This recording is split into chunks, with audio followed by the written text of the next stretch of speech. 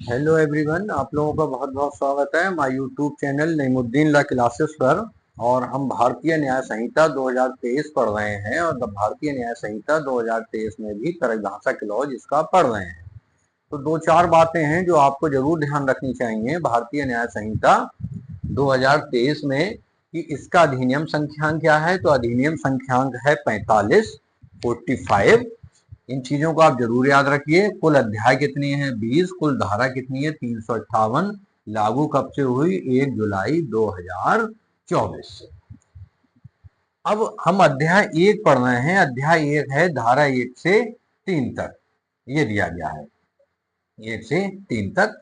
और धारा 2 परिभाषा पढ़ रहे हैं। धारा 2 की परिभाषा में भी धारा सेक्शन 2 सब क्लॉज 39 यानी धारा 2 और सब क्लॉज 39 तक क्लॉज हैं, और हमने धारा 2 सब क्लॉज 23 तक क्लॉज पढ़ लिए हैं। आज धारा 224 से 234 तक पढ़ेंगे। तो एक एक धारा में जानते हैं क्या है। तो धारा 224 में है अपराध, जिसके की ऊपर पूरी भारतीय न्याय संहिता टिकी है। अपराध क्या होता है? सिंपल भाषा में तो ये समझ लीजिए, जिस भी देखो कोई कार्य या लोप आप करेंगे वही अपराध की श्रेणी में आएगा। कार्य कैसे कर सकते हैं? जैसे मैं अभी पढ़ा रहा हूं, मैं कोई गलत चीज पढ़ा दूं वो अपराध हो जाएगा। या आप कोई कार्य करते हैं, हम दिन भर कुछ ना कुछ कार्य करते ही रहते हैं। तो कुछ कार्य ऐसे होते हैं जो विधि द्वारा निषिद्ध होते हैं।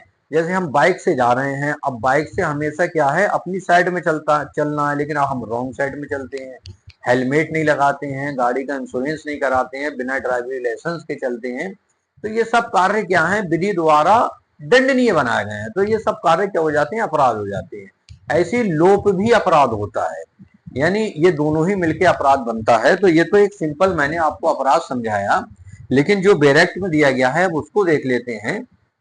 सेक्शन 2 सब क्लॉज 24, इसके पॉइंट 24 में कहा गया है अपराध क्या है। तो कहा गया उपखंड का और उपखंड खा में उल्लिखित अध्यायों और धाराओं में के सिवाय अपराध शब्द से इस संहिता द्वारा दंडनीय की गई कोई बात अभिप्रेत है। तो का और खा में क्या है जरा उसको देख लेते हैं। तो अध्याय 3 और निम्नलिखित धाराओं अर्थात अध्याय 8 की उपधारा 2, 3, 4, 5, धारा 9, धारा 49, सेक्शन 50, सेक्शन 52, सेक्शन 54 और ये सेक्शन 308 की उपधारा 6 और उपधारा 7 तथा धारा 330 की उपधारा 2 में अपराध शब्द से इस संहिता के अधीन या किसी विशेष विधि या स्थानीय विधि के अधीन दंडनीय कोई बात अभिप्रेत है। वही बात निकल आई, विधि चाहे स्थानीय हो, विशेष हो या सामान्य हो, उसके अधीन यदि कोई कार्य दंडनीय है तो वो क्या कहलाएगा? वो अपराध कहलाएगा। ये एक सिंपल परिभाषा है। आपसे ज्यादा नहीं पूछा जाएगा, इतना पूछा जाएगा अपराध की परिभाषा किस धारा में है। तो सेक्शन 2 सब क्लॉज 24। दूसरे पॉइंट पर आते हैं लोप। तो मैंने बताया दो चीज होती है, कार्य या लोप। सेक्शन 2 सब क्लॉज 25 लोप। लोप की इंग्लिश है ओमिशन।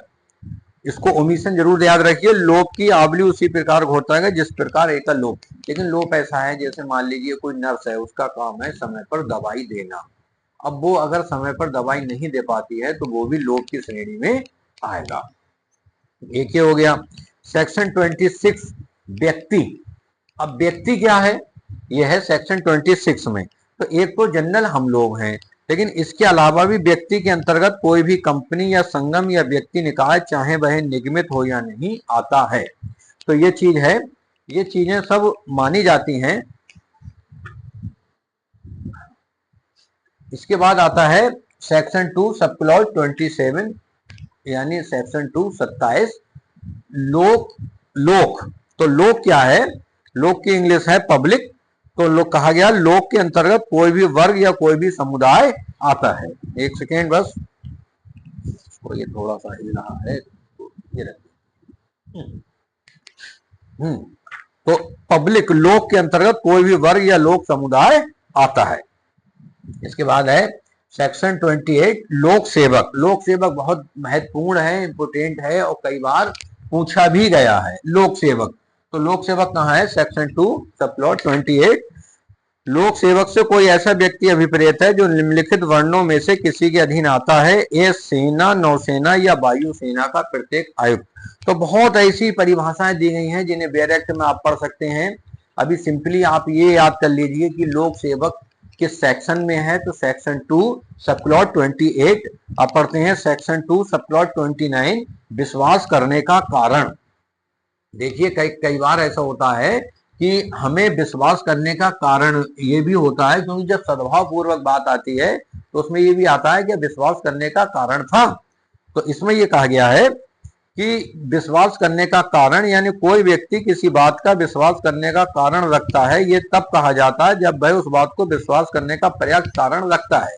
जैसे एक आप जब क्रिमिनोलॉजी पढ़ते हैं या अपराध शास्त्र पढ़ते हैं तो उसमें ये दिया जाता है कि आप मान लीजिए एक व्यक्ति आया एक क्लब में, बारिश हो रही थी, अपना छाता लेके उसने रख दिया, धोखे से वो दूसरे का छाता लेके चला गया, तो उसके विश्वास है ना कि ये छाता मेरा ही है, तो वहां पर उसको अपराध नहीं माना जाएगा। लेकिन अगर उसका इंटेंशन है दूसरे का छाता ले जाना तो अपराध माना जाएगा।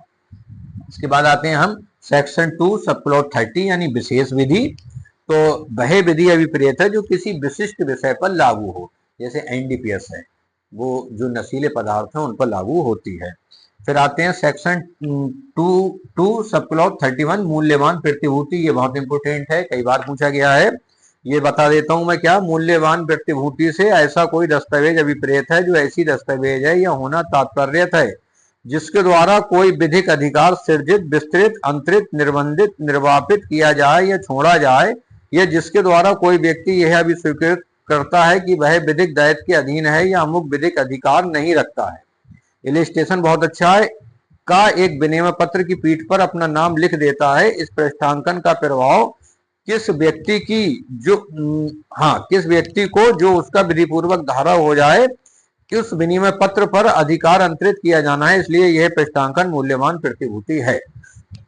सिंपल शब्दों में समझ लीजिए मूल्यवान प्रतिभूति क्या है, यानी कोई भी ऐसा दस्तावेज जिससे किसी राइट्स का, आपके राइट्स क्या होता है, क्रिएटेड हो जाता है, एक्सटेंडेड होता है, ट्रांसफर होता है, रेस्ट्रिक्टेड हो जाता है, ये सब क्या कहलाते हैं। तब ऐसा जो भी दस्तावेज है वो मूल्यवान प्रतिभूति कहलाता है।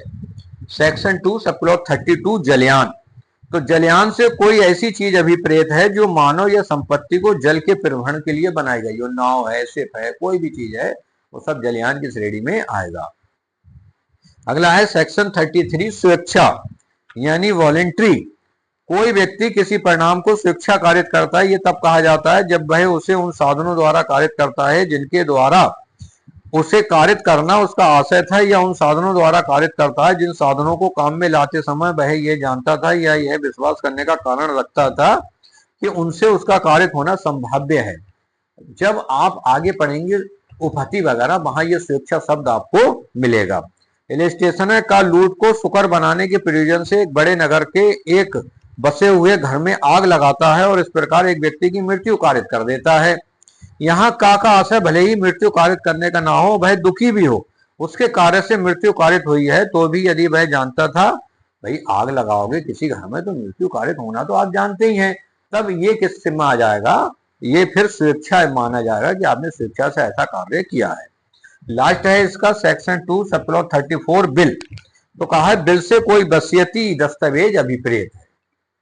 तो ये आज के डेफिनेशन क्लॉज था, इसको आप पढ़ लीजिए। कल इस डेफिनेशन क्लॉज को कंप्लीट कर लेंगे, उसके बाद आगे की धाराओं पर पढ़ेंगे।